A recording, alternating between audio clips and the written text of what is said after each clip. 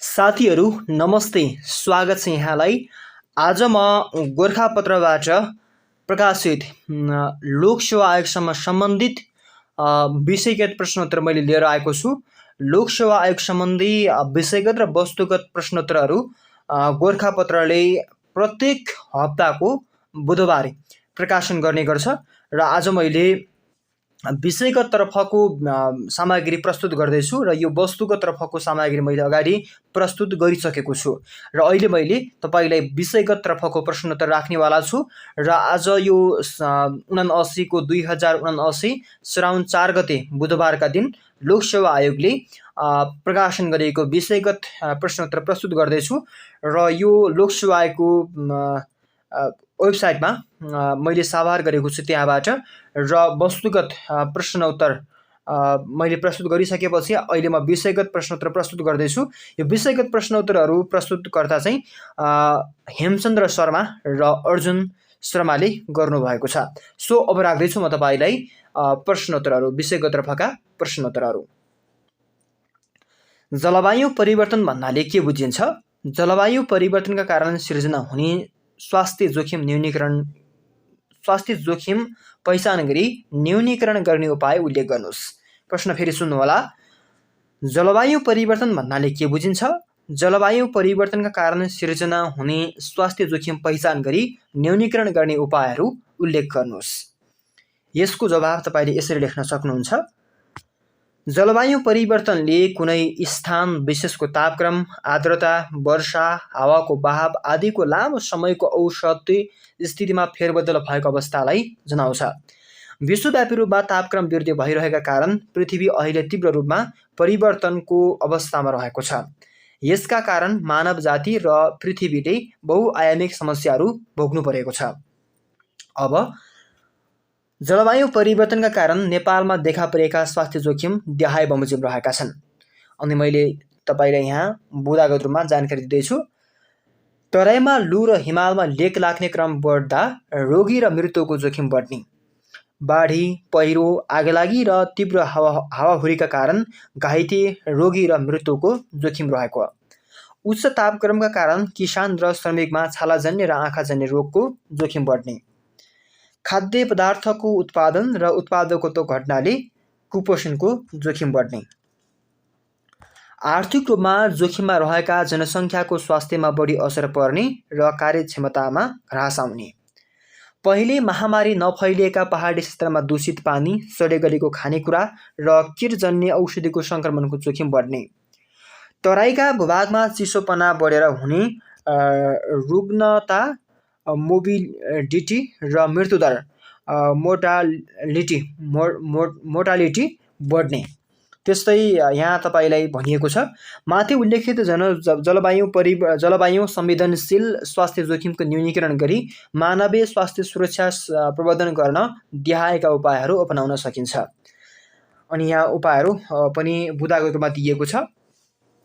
जलवायु परिवर्तन र यसले स्वास्थ्यमा पार्ने असर सम्बन्धमा जनचेतना अभिवृद्धि गर्ने, जलवायु परिवर्तन र स्वास्थ्य असर सम्बन्धी अध्ययन अनुसन्धान गरी तथ्यमा आधारित नीति र कार्यक्रम तर्जुमा गर्ने, जलवायुजन्य चरम घटनाका कारण उत्पन्न हुने जोखिमको समयमै व्यवस्थापन गर्ने, केटी, जल, खाद्यजन, रोग र विपद व्यवस्थापन सम्बन्धी कार्यक्रमको प्रवर्धन गर्ने, रोगी प्रकोप तथा विपदका लागि रोकथाम नियन्त्रणका लागि पूर्व तयारीमा लगानी बढाउने, जलवायु परिवर्तन र स्वास्थ्य सम्बन्धी पूर्वानुमान पूर्व सतर्कता निगरानी प्रणालीलाई सुदृढ गर्ने रहेका छन्।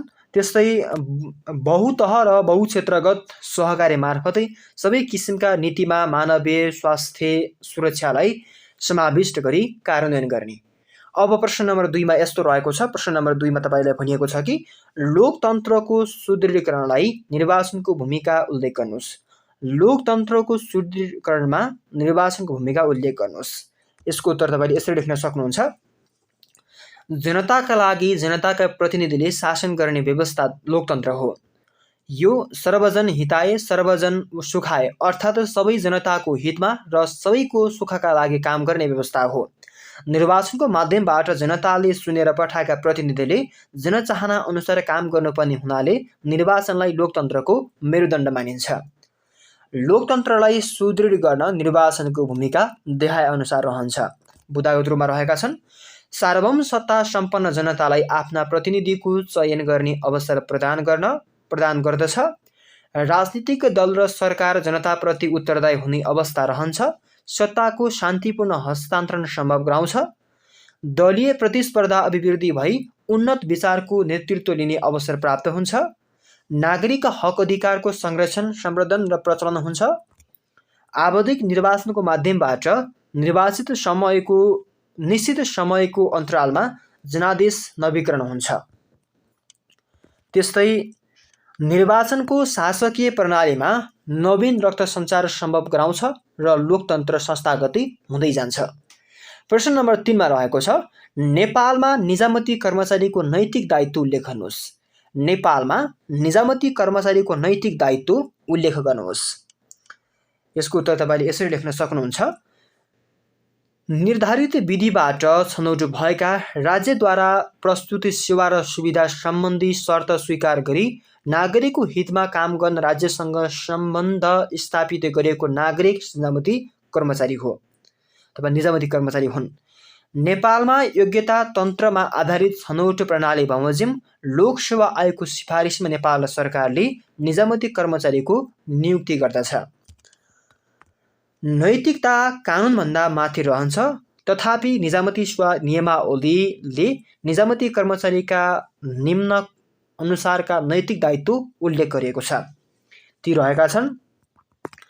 सेवाग्राहीप्रति समान किसिमको व्यवहार गर्ने, राष्ट्र र जनताको बृहत्तर हितलाई प्राथमिकता दिने, वस्तु तथा सेवाको वितरणको मापदण्ड र कार्यविधिको पारदर्शिता कायम गर्ने, सार्वजनिक सम्पत्तिको संरक्षण गर्ने, साधन र स्रोतको मितव्ययितापूर्वक परिचालन गर्ने, कार्य सम्पादन प्रक्रियालाई सरलीकरण गर्ने, त्यस्तै न्यूनतम समयमा कार्यजिम्मेवारी सम्पादन गर्न प्रयत्न रहने, आधारभूत मानवीय मूल्य र मान्यताप्रति सम्मान गर्ने, सबै समुदाय र क्षेत्रप्रति समान दृष्टिकोण राखी समान व्यवहार र सम्मान गर्ने।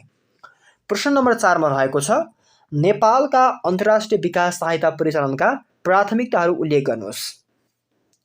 नेपालका अन्तर्राष्ट्रिय विकास सहायता परिचालनका लागि प्राथमिकताहरू उल्लेख गर्नुहोस्। उत्तर यसरी लेख्न सक्नुहुन्छ। विकसित मुलुकले विकासोन्मुख मुलुकको आर्थिक सामाजिक रूपान्तरणका लागि उपलब्ध गराउने वित्तीय, वस्तुगत तथा प्राविधिक सहायतालाई अन्तर्राष्ट्रिय विकास सहायता भनिन्छ। मुलुकको तीव्र विकास गर्नका लागि आन्तरिक स्रोतको न्यूनता पूर्ति गर्न यस्तो सहायता अपरिहार्य हुन्छ। नेपालले विगत 7 दशकदेखि विकास सहायता स्वीकार गर्दै आएको छ। अनि अन्तर्राष्ट्रिय विकास सहायता परिचालनका सन्दर्भमा नेपालले तय गरेका प्राथमिकताहरू देहाय बमोजिम रहेका छन्। बुदागत रूपमा तपाईले हेर्न सक्नुहुन्छ। भौतिक पूर्वाधारको निर्माण, शिक्षा, स्वास्थ्य, खानेपानी र सरसफाई, राष्ट्रिय उत्पादन र उत्पादकत्व वृद्धि, रोजगारी सृजना र गरिबी निवारण, विज्ञान तथा प्रविधिको विकास र हस्तान्तरण, वातावरण संरक्षण र जलवायु परिवर्तन, विपद व्यवस्थापन, सार्वजनिक, निजी, सहकारी र सामुदायिक क्षेत्रको क्षमता नपुगेको क्षेत्रमा नेपाल सरकारले विकास सहायता उपयुक्त ठानी निर्धारण गरेको क्षेत्र। 5 नम्बरमा छ, कार्य सम्पादन सम्झौतामा खुलाउनु पर्ने कुराहरू के हुन् लेख्नुहोस्। कार्य सम्पादन सम्झौतामा खुलाउनु पर्ने कुराहरू के हुन् लेख्नुहोस्। अब यहाँ उत्तरमा तपाईले यसरी लेख्न सक्नुहुन्छ। कामको गुणस्तर, समय सीमा, लागत, परिणाम, जिम्मेवारी, जवाबदेहिता तथा प्रोत्साहन सुविधा समेत किटान गरी मापन योग्य सूचकहरूको आधारमा कामको मूल्याङ्कन गर्ने गरी सङ्गठन र कर्मचारी बीच गरिएको सम्झौतालाई कार्य सम्पादन सम्झौता भनिन्छ। यसमा सङ्गठनको उद्देश्य, कार्यक्षेत्र तथा कर्मचारीको कार्यविवरण समेतलाई आधार बनाइन्छ। यसलाई सङ्गठनमा नतिजा, जवाबदेहिता, जिम्मेवारी सुनिश्चित गर्ने औजारको रूपमा समेत लिइन्छ। अनि नेपालको प्रचलित कानुनले कार्य सम्पादन सम्झौतामा देहायका विषय खुलाउन पर्ने व्यवस्था रहेको छ। नेपालको प्रचलित कानुनले कार्य सम्पादन सम्झौतामा दिआएका विषय खुलाउनु पर्ने व्यवस्था रहेको छ। अनि यहाँ बुदाको रूपमा हेर्न सक्नुहुन्छ, विभाग वा आयोजना वा कार्यालयको लक्ष्य हासिल गर्नका लागि आवश्यक पर्ने बजेट, जनशक्ति र अन्य स्रोत साधन, लक्ष्य हासिल गर्ने समय सीमा, प्राप्ति हुनुपर्ने नतिजा वा उपलब्धि, कार्य सम्पादन मूल्याङ्कनको सूचकाङ्क। त्यस्तै कार्य सम्पादन मूल्याङ्कन रद्द गर्न सकिने अवस्थाहरू, कार्य सम्पादन सम्झौता कार्यान्वयनका लागि आवश्यक अधिकारहरू र कार्य सम्पादन सम्झौताका शर्तहरू। ओके, म तपाईँलाई प्रश्न नम्बर 6 को वित्तीय संहिता भन्नाले के बुझिन्छ? नेपालमा वित्तीय संहिताको संरक्षकका रूपमा राष्ट्रिय प्राकृतिक स्रोत तथा वित्तीय आयोगको कार्यक्षेत्र र भूमिका उल्लेख गर्दै थिए। र यहाँ उत्तरमा यसरी लेख्न सक्नुहुन्छ, सङ्घीय व्यवस्थामा तहगत सरकारबीच राजस्व प्राप्त गर्ने अधिकार र खर्च गर्ने अधिकारको बाँडफाँड ढाँचा निर्धारण र तत्सम्बन्धी व्यावहारिक अभ्यासको समष्टिलाई वित्तीय संहिता भनिन्छ। वित्तीय संहिताले मूलतः सङ्घीय एकाइहरूको राजस्व अधिकार, खर्च जिम्मेवारी, वित्तीय हस्तान्तरण र आन्तरिक ऋण सम्बन्धी विषयलाई समेट्दछ। नेपालको संविधानको धारा 59 र 60 ले गरेको वित्तीय संहिता सम्बन्धी व्यवस्थाको कार्यान्वयन गर्न धारा 250 र धारा 251 मा राष्ट्रिय प्राकृतिक स्रोत तथा वित्तीय आयोगको व्यवस्था गरिएको छ। नेपालको संविधान र राष्ट्रिय प्राकृतिक स्रोत तथा वित्तीय आयोग ऐन 2074 ले आयोगको कार्यक्षेत्र र भूमिका सम्बन्धमा दिहाय बमोजिम व्यवस्था गरेको छ, जसमा रहेका छन् कार्यक्षेत्रहरू: खर्च जिम्मेवारी, राजस्व जिम्मेवारी, राजस्व बाँडफाँड, अन्तर सरकारी वित्तीय हस्तान्तरण, आन्तरिक ऋण, त्यसैगरी प्राकृतिक स्रोतको परिचालन तथा बाँडफाँड आयोगको भूमिका खर्च जिम्मेवारीतर्फ, त्यसैगरी सङ्घ, प्रदेश र स्थानीय सरकारको खर्च जिम्मेवारी पुरा गर्ने उपायको सिफारिस गर्ने राजस्व जिम्मेवारीतर्फ, त्यसैगरी सङ्घ, प्रदेश र स्थानीय सरकारको राजस्व असुलीमा सुधार गर्नुपर्ने उपायको सिफारिस गर्ने राजस्व बाँडफाँडतर्फ, सङ्घ, प्रदेश र स्थानीय सरकारबीच राजस्व बाँडफाँड गर्ने विस्तृत आधार र ढाँचा निर्धारण गर्ने, प्रदेश र स्थानीय सरकारबीच राजस्व बाँडफाँड गर्ने विस्तृत आधार र ढाँचा निर्धारण गर्ने, राजस्व बाँडफाँडका आधारहरूको पुनरावलोकन गरी परिमार्जनको सिफारिस गर्ने, प्रदेश र स्थानीय तहबीच कुनै प्रदेश र स्थानीय बीच हुने सवारी साधन कर बाँडफाँडको आधार र ढाँचा निर्धारण गर्ने र अन्तर सरकारी वित्तीय हस्तान्तरणतर्फ।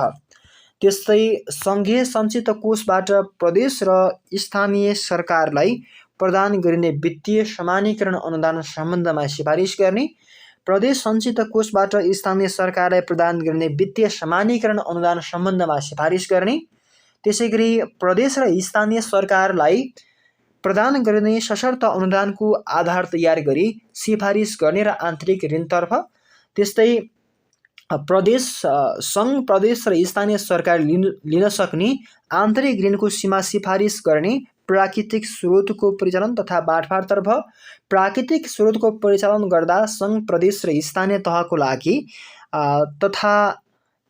लगानी तथा प्रतिफलको हिस्सा निर्धारणको आधार तय गरी सिफारिस गर्ने, प्राकृतिक स्रोतको बाँडफाँड सम्बन्धी विवादको विषयमा अध्ययन अनुसन्धान गरी विवाद निवारण गर्ने सुझाव दिने, प्राकृतिक स्रोतको बाँडफाँड गर्दा वातावरणीय प्रभाव मूल्याङ्कनका सम्बन्धमा अध्ययन अनुसन्धान गरी नेपाल सरकारले सुझाव दिने, त्यस्तै सङ्घ, प्रदेश र स्थानीय तहबीच बाँडफाँड हुने रोयल्टीको हिस्सा निर्धारण गरी सिफारिस गर्ने, आयोगले प्रत्येक वर्ष सङ्घ, प्रदेश र स्थानीय सरकारले वार्षिक बजेट प्रस्तुत गर्नुभन्दा अगाडि वित्तीय समानीकरण अनुदानको परिणाम, सशर्त अनुदानका आधार, सवारी साधन कर बाँडफाँडको हिस्सा र आन्तरिक ऋणको सीमा सिफारिस गर्दछ।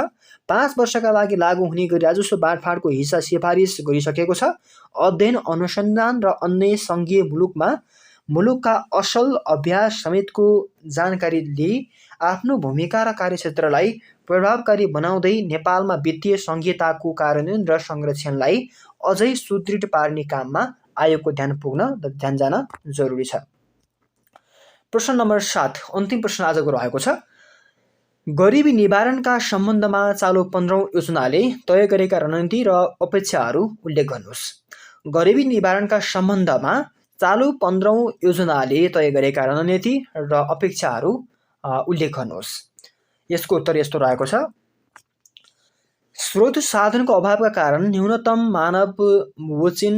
मानवोचिन जीवन जिउन नसकेको अवस्था गरिबी हो। यो कसैको चाहना नभई बाध्यात्मक अवस्था हो। कुनै अमुक मुलुकको सरकारसँग मात्र सम्बन्धित नभई गरिबी निवारण एक विश्वव्यापी अन्तर्सम्बन्धित र बहुआयामिक चुनौतीका रूपमा रहँदै आएको छ। नेपालमा गरिबीलाई आयाममा आधारित गरिबी, मानवीय गरिबी र सामाजिक वञ्चितीकरणको रूपमा लिई गरिबी निवारणका नीति तथा कार्यक्रमहरू कार्यान्वयन भइरहेका छन्। तथापि अपेक्षाकृत सफलता हासिल हुन सकेको छैन। अनि 15औं योजनाले गरिबी निवारण सम्बन्धमा निर्धारित रणनीतिहरू देखाए बमोजिम रहेका छन्। बुदाको रूपमा रहेका छन्। हेर्नुहोला। सर्वेक्षण मार्फत गरिबी घर परिवार पहिचान गरी अद्यावधिक विवरण राख्ने, पहिचान भएका गरिब लक्षित गरिबी निवारण कार्यक्रम तथा आयोजना तर्जुमा एवं कार्यान्वयन गर्ने, रोजगार तथा स्वरोजगारमूलक सिप विकास तालिम तथा शिक्षा कार्यक्रम सञ्चालन गर्ने, उत्पादनमूलक रोजगारी तथा अवसरको अभिवृद्धि गरी यसमा गरिबीको पहुँच सुनिश्चित गर्ने, गरिबी निवारण गर्ने नीतिमा गरिबी निवारण नीति तर्जुमा गरी उत्पादनका स्रोत साधन गरिबीको पहुँच सुनिश्चित गर्ने रहेका छन्। त्यस्तै आधारभूत आवश्यकताका वस्तु तथा सेवामा गरिबीको पहुँच सुनिश्चित गर्ने। अब 15औं योजनाको कार्यान्वयन भई योजनाको अन्त्यमा दिइआएका उपलब्धि हासिल हुने अपेक्षा गरिएको छ। निरपेक्ष गरिबीको रेखामुनि रहेको जनसङ्ख्या 18.7%बाट 9.5%मा झार्ने, बहुआयामिक गरिबीमा रहेको जनसङ्ख्या 28.8%बाट 11.5%मा झार्ने, आम्दानीमा माथिल्लो 10% र तल्लो 40% जनसङ्ख्याको अनुपात 1.3बाट घटेर 1.25मा पुग्ने। त्यस्तै गरिबी पहिचान सम्बन्धी राष्ट्रिय प्रणालीको विकास हुने, 77वटै जिल्लामा गरिब व्यक्ति तथा परिवारको पहिचान गरी परिचय पत्र वितरण हुने, उल्लेखित रणनीतिको कार्यान्वयन हुने गरी वार्षिक नीति तथा कार्यक्रम तर्जुमा, कार्यान्वयन, अनुगमन र मूल्याङ्कन गरेर मात्र अपेक्षाकृत उपलब्धि हासिल गर्न सकिन्छ अथवा सक्दछ भनेर लेखिएको छ। साथीहरू, आज मैले यो जति लोकसेवाको तयारी गर्ने साथीहरू हुनुहुन्छ उहाँहरूका लागि मैले आज राखेँ। आज यो गोरखापत्रले प्रकाशन गरेको लोकसेवासँग सम्बन्धित मैले विषयगत प्रश्नोत्तर प्रस्तुत गरेँ। यो सामग्रीहरू प्रस्तुतकर्ता हुनुहुन्थ्यो हेमचन्द्र शर्मा र अर्जुन शर्मा। उहाँहरूले प्रस्तुत गरेको सामग्री मैले साभार गरेर तपाईँमाझ प्रस्तुत गरेको छु र फेरि पनि अर्को हप्ता म यस्तै सामग्री लिएर फेरि पनि आउनेछु। आजको भिडियोबाट भने म पनि छुटिन्छु। नमस्ते।